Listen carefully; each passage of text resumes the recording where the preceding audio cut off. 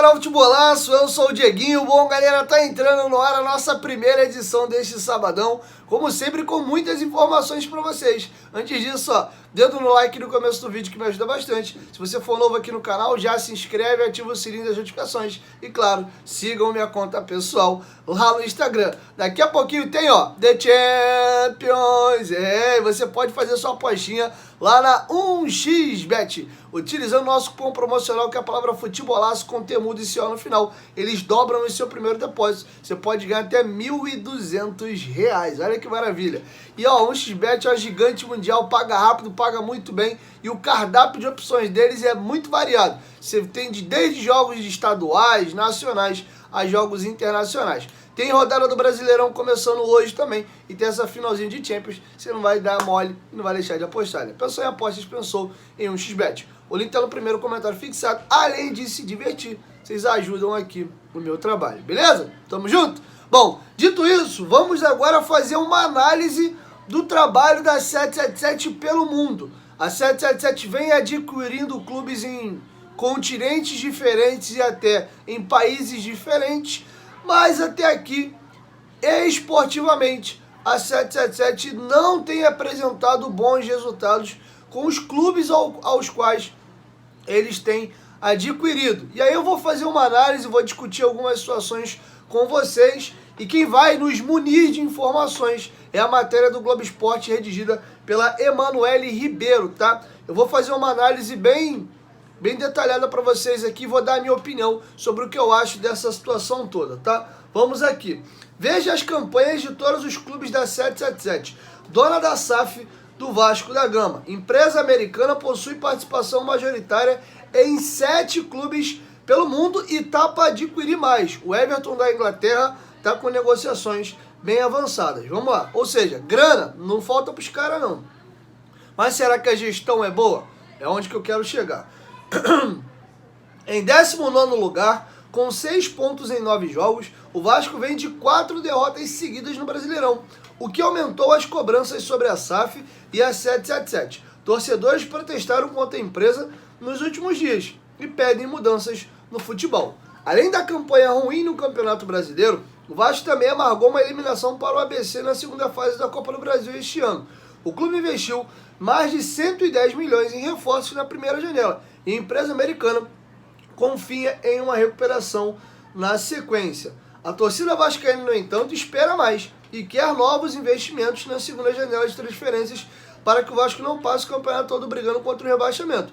Desde a conclusão da SAF, em 2 de setembro, a campanha do time sob o comando da 777 é a seguinte: 14 vitórias, 8 empates e 13 derrotas. O número de vitória e derrota já está quase empatado. Resultados esportivos: acesso à Série A do Brasileirão, eliminação na segunda fase da Copa do Brasil e eliminação na semifinal do Campeonato Carioca. Além do Vasco, o fundo norte-americano tem participação majoritária em outros 6 clubes pelo mundo e está perto também de fechar a compra do Everton na Inglaterra.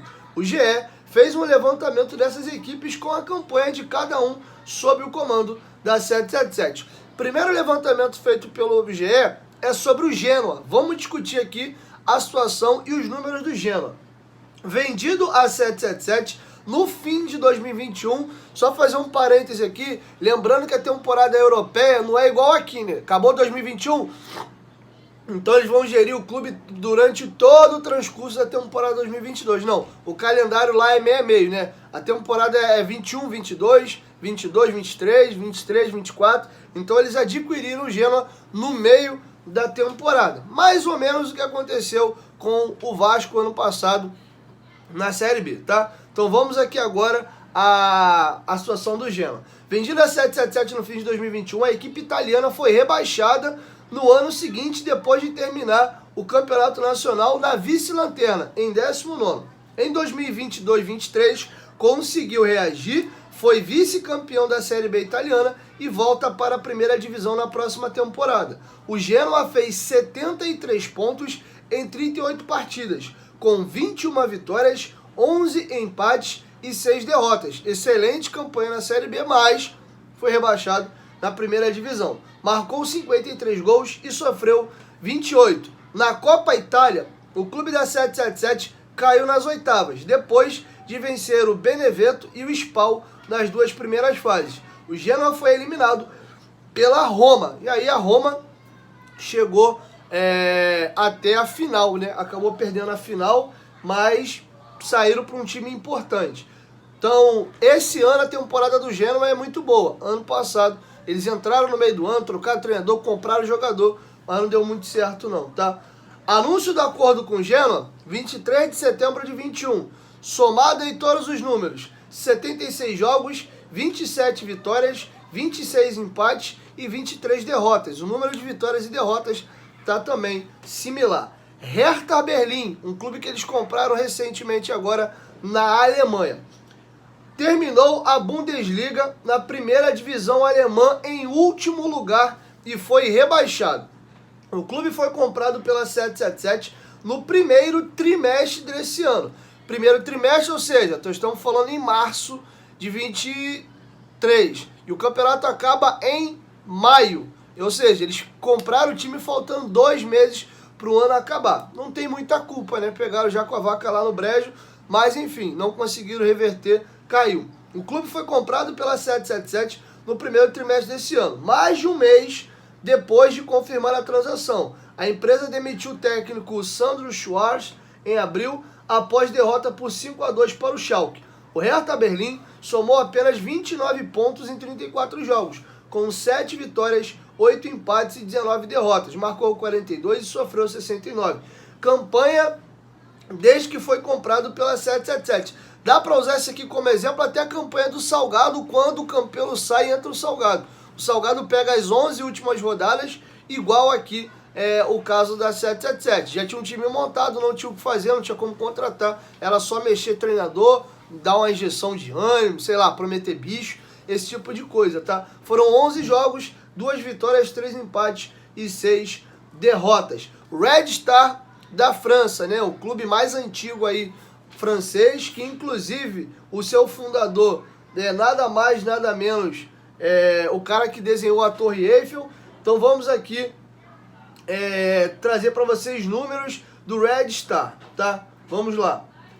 O clube disputa a Championnat National, que equivale à terceira divisão do futebol francês. O Red Star, por pouco, não foi promovido à Liga 2, que é a segunda divisão na temporada 22-23.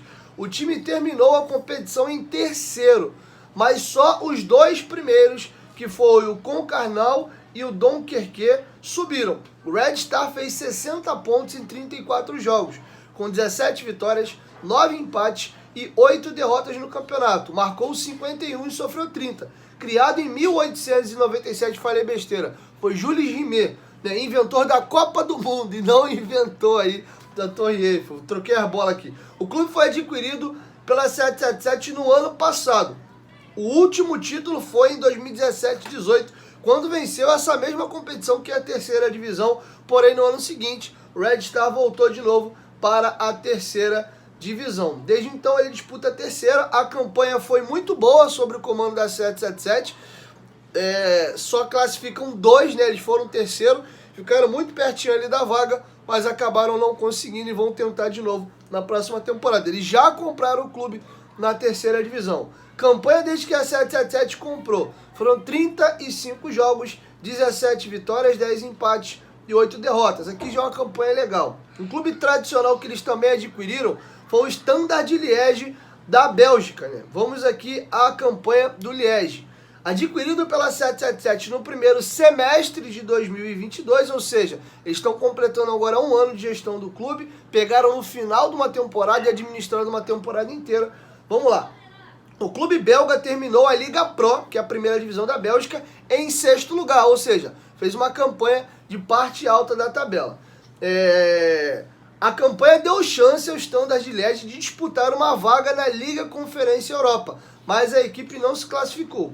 O Standard Liège fez 55 pontos em 34 jogos, com 16 vitórias, 6 empates e 11 derrotas na Liga Pro. Marcou 58 gols e sofreu 45. Na Taça da Bélgica, o time caiu nas oitavas de final após perder por 4-0 pelo Royal Antwerp. Campanha desde que foi comprado pela 777. O acordo foi firmado em 11 de março de 22. 46 jogos, 18 vitórias, 9 empates e 19 derrotas. Ou seja, mesmo numa boa campanha aí no Nacional, eles têm mais derrotas aí do que vitórias. Uma campanha mediana. Melbourne Victory, o clube lá australiano.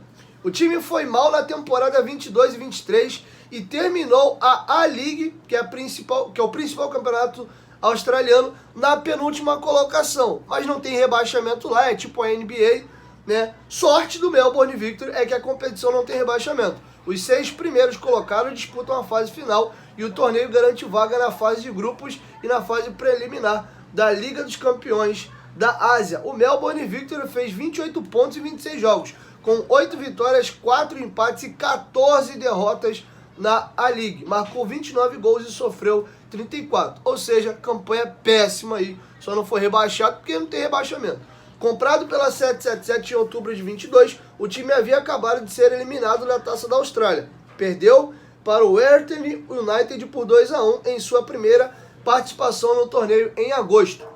O anúncio foi feito em 4 de outubro de 22, foram 26 jogos, 8 vitórias, 4 empates e 14 derrotas, ou seja, campanha horrorosa. Eles têm 7 clubes com o Vasco, né? Vamos tirar o Vasco aqui, que a análise do Vasco vocês já têm, e eles têm outros 6. Genoa foi rebaixado, eles pegaram ali faltando 11 rodadas, ou seja, não tinham muito... Desculpa, 11 rodadas foi a situação do Hertha Berlim. Eles pegaram no meio da temporada, mandaram o treinador embora, reforçaram o time, não conseguiram salvar. Caiu. No ano seguinte, subiu, né, com a baita campanha, voltou para a primeira divisão, foi eliminado nas oitavas de final pela Roma, que foi a vice-campeã da Copa da Itália, perdeu o título, salvo engano, foi para o Milan, foi para a Inter de Milão, acho que foi até para a Inter de Milão.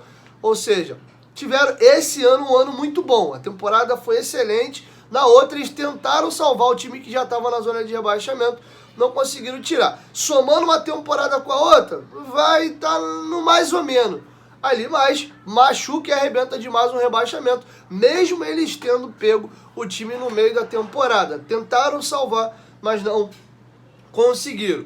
Outro clube, né, passando aqui, fazer um balanço de cada um, o segundo clube que a gente discutiu aqui foi o Hertha Berlim. O Hertha, aí a vaca já tinha deitado, faltavam 11 jogos, não conseguiram. Vamos ver como é que vai ser a temporada inteira do Hertha na segunda divisão alemã do próximo ano. Red Star, excelente campanha, né? Por um detalhe ali não conseguiram o acesso, só sobem 2, né? Eles ficaram em terceiro na terceira divisão. A campanha foi boa, né? Sendo que a quantidade de times que sobem é muito baixa.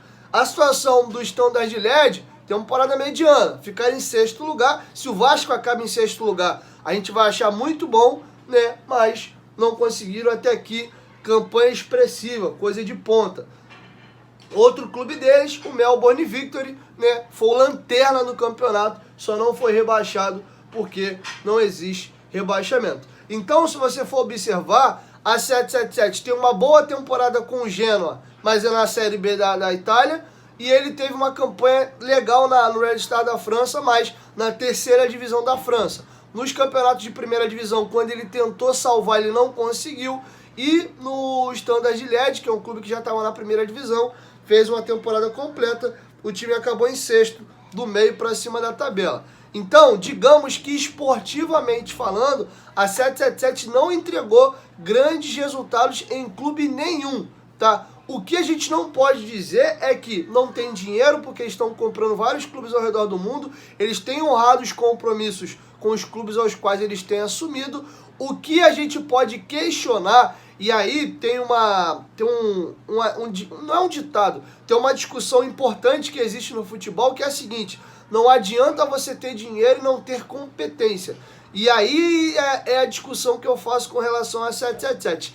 Até aqui, eles se mostraram, e são um grupo gigante, eles têm desde aviação a clube de futebol, que é um business novo deles, recuperação de empresa, trabalham com equity, trabalham com entretenimento de maneira geral, transmissão de eventos. Eles são muito fortes, empresa grande, consolidada, com grana, mas no futebol, que é um business novo deles, eles estão comprando vários clubes agora para virar uma grande holding de clubes, eles ainda não têm conseguido bons resultados.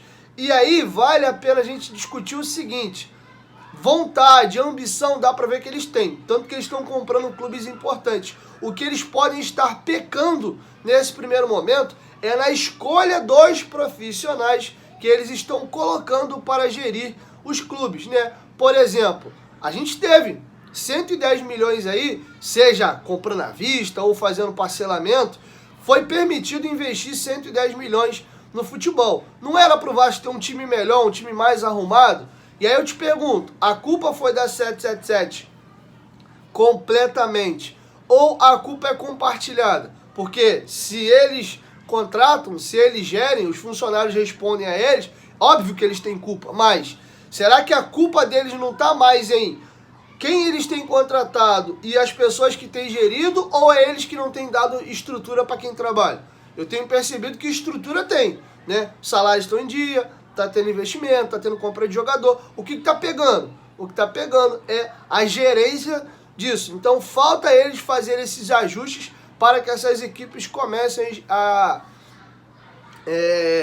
oh meu Deus do céu, performar esportivamente. E aqui vai também um comentário que eu vejo uma tremenda de uma imbecilidade de gente falando assim: ah, mas os caras estão nem aí para resultado, eles querem ganhar dinheiro, eles querem vender jogador. O ungido do Senhor, se você pensar só um pouquinho, como é que você ganha dinheiro com o futebol? É o time sendo campeão, é o time jogando competição internacional, é esse time estando valorizado para você pegar os jogadores jovens e vendê-los bem, o seu time sendo atrativo para você captar jogadores jovens ou medalhões para engrossar com jovens para você vender. Para uma empresa dar lucro no futebol, e a maioria até não dá, é mais deficitário, você tem que ter desempenho, você tem que ter bons atributos, estádio cheio, com bilheteria, time disputando coisas importantes, vai trazer patrocinador, você vai conseguir captar jogadores jovens, vai vender eles por valores melhores. Vou dar um exemplo do Marlon Gomes. Vale mais para a 777 jogar a Série A ou B para vender o Marlon Gomes. O Marlon Gomes vale mais dinheiro jogando a Série A ou jogando uma Série B. Jogando uma Libertadores ou jogando um Carioca / primeiras fases de Copa do Brasil. Não faz sentido esse argumento que eu escuto algumas pessoas dizendo. Lembrando que o dono, ele honra tanto com prejuízo como com lucro. E o Vasco, se cair para a segunda divisão, ele perde 100 milhões de reais aí de faturamento. E provavelmente no ano seguinte vai entrar no negativo. Então não faz sentido nenhum esse papo de que os caras não estão nem aí para desempenho. Óbvio que eles querem ter desempenho. Óbvio que quem compra um clube, um botequim, um restaurante, você quer que aquilo seja bem sucedido, que aquilo vá bem. Então eu vejo muitas das vezes um mix aí de opiniões de algumas coisas que não fazem nenhum sentido. Mas sim, fizemos uma análise aqui de todos os clubes que eles gerem e dá para dizer que o desempenho é de mediano para ruim, né? De mediano para ruim. Ele não é bom, ele também não dá para dizer que ele é um completo desastre, porque tiveram desempenhos importantes em alguns clubes em competições inferiores, diga-se de passagem. Enfim, o Vasco, uma temporada inteira, a gente só vai conseguir dar esse cacife quando terminar o ano. A grande esperança e a grande expectativa está nessa janela de julho, que é o meu temor. Será que vão fazer uma boa janela? Porque se não fizer uma boa janela, aí, filho, a vaca vai deitar e já era, porque vai ter que ir com o grupo até o final da temporada. Beleza? E um detalhe fundamental que, ó, eu tô receoso. O fato do Vasco estar na zona de rebaixamento e clima pesado, eleição, ida de organizado em CT, isso pode afastar alguns jogadores do Vasco. Tem o Vasco e o Botafogo para contratar um jogador. O cara fala assim, porra, mano, proposta é igual, mas pô, o Botafogo tá na liderança, vai brigar por Libertadores, eu certeza que ano que vem eu vou jogar uma Libertadores. Porra, no Vasco, no máximo, a gente vai conseguir fazer uma arrancada ali e talvez pegar uma pré-Libertadores, mas na situação que a gente está, é mais provável acabar ali no meio de tabela, jogar uma Sul-Americana. Ainda assim, se as coisas não performar tão bem, eu vou ficar passando um ano lutando contra rebaixamento, ano que vem não tem competição internacional para jogar. Então, essa análise, eu acredito que esses jogadores, ao receber propostas de clubes brasileiros, é assim que eles vão olhar o Vasco. O salário está em dia, a estrutura melhorou, o ponto não é esse. A questão é o que o Vasco tem de atributo esportivo para apresentar esses jogadores nessa temporada. Por isso que é fundamental o Vasco, num sonho, né? Porque do jeito que a coisa tá indo, porra, se a gente conseguir classificar pra Libertadores pro ano que vem, que eu não sou nem um maluco, eu não tô dizendo que isso vai acontecer, eu acho que a chance disso hoje é zero, né? A não ser que o Vasco esteja uma grande reviravolta. Aí sim dá pra gente ver uma janela ainda melhor. Porque, porra, é o Vasco, tá pagando em dia, vai jogar na Libertadores. Aí muda completamente o cenário na hora de você chegar no mercado pra negociar jogadores, beleza? Então é isso, galera. Assim a gente encerra a nossa primeira edição do dia. Logo mais chego com o nosso segundo vídeo. E ó, tem Champions League e tem rodada de Brasileirão. Faça suas apostas lá na XBet. E a resenha não acabou aqui não. A resenha agora é com vocês aí embaixo nos comentários, beleza? 1, 2, 3, futebolaço. Tamo junto, família. Qualquer momento de volta, mas tamo junto. Valeu, fui!